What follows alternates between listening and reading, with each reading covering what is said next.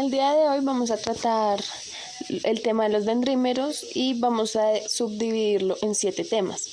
En primera instancia vamos a tener la presentación de quienes habla. El segundo será cuál es la estructura, cómo y qué elementos se utilizó para fabricar la maqueta.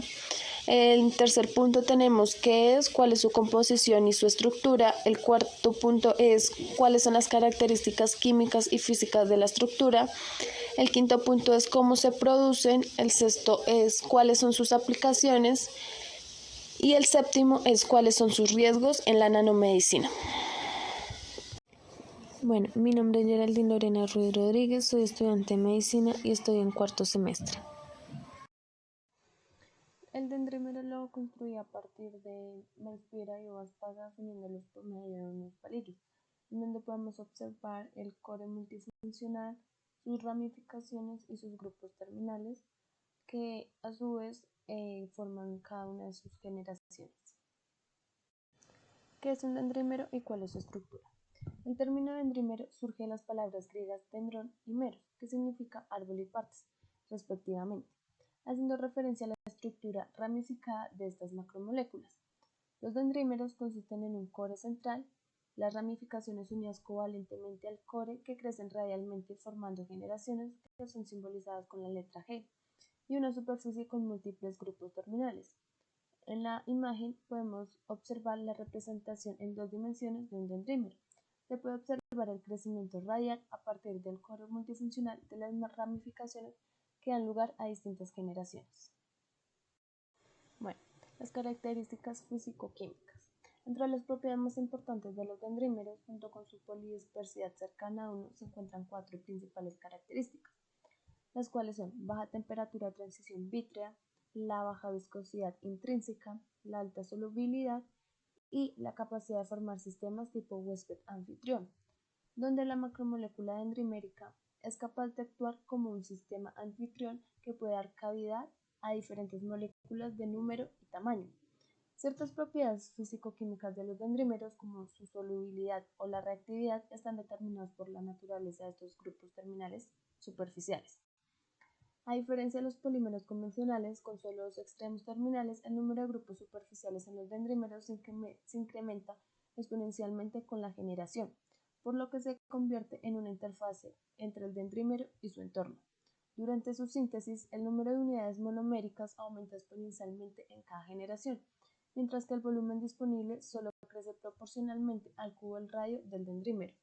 Cuando se alcanza el punto crítico, el dendrímero ya no puede crecer debido a su impedimento estérico, fenómeno que se conoce como Starbuck effect. ¿Qué producen los dendrímeros?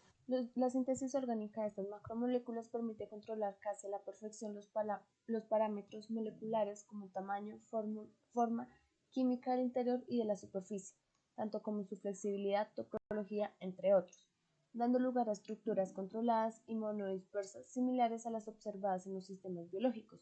Inicialmente se describieron 2 métodos de síntesis para la obtención de dendrímeros, el método divergente de síntesis y el método convergente de síntesis de dendrímeros.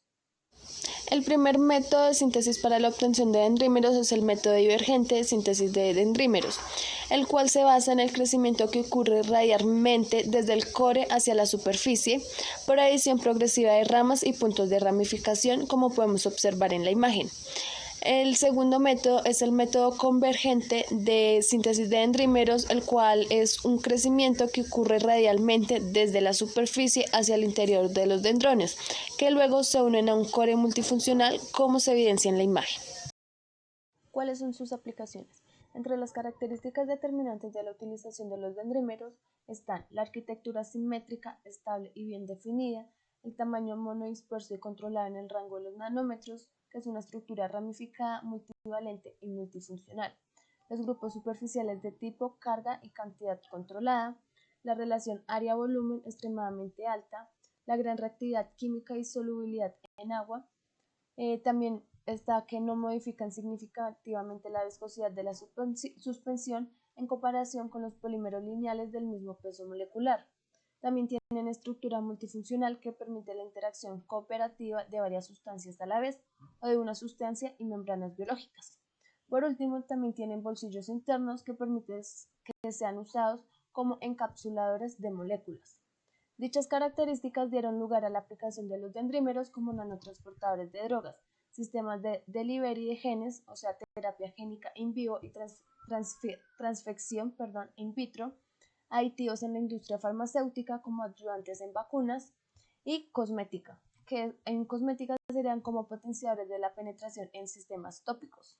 También son usados como agentes de contraste, que son imágenes medicinales y de diagnóstico temprano, como agentes fotodinámicos que estarían en terapia fotodinámica y fototérmica, y por último en agentes con acción catalítica y agentes de inmunoensayos.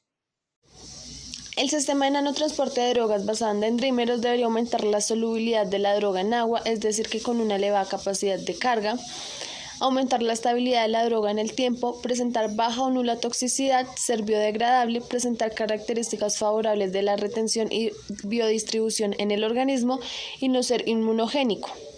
Este sistema de nanotransporte de drogas se divide en dos mecanismos de transporte: en conjugación, que son mediados por enlaces covalentes, y complejación, que son mediados por interacciones no covalentes dentro de los bolsillos internos y o en la superficie del dendrímero. ¿Cuáles son los riesgos de usar los dendrímeros? Varios grupos han demostrado que la toxicidad celular se correlaciona con la funcionalidad del grupo superficial del dendrímero, dado así que los grupos positivamente cargados, tales como las aminas, generalmente demuestran, dependiendo de la dosis, claro está, su toxicidad. Por esta razón, los grupos cargados positivamente, por lo general, se enmascaran con moléculas neutrales, tales como acetilo y grupos glicerilos. También se conoce de un caso de eritema multiforme producido como respuesta alérgica tipo dermatitis de contacto en una persona con exposición laboral a dendrímeros en un laboratorio de investigación, cuya sintomatología desaparece en periodos de baja y reaparece tras la incorporación al puesto de trabajo.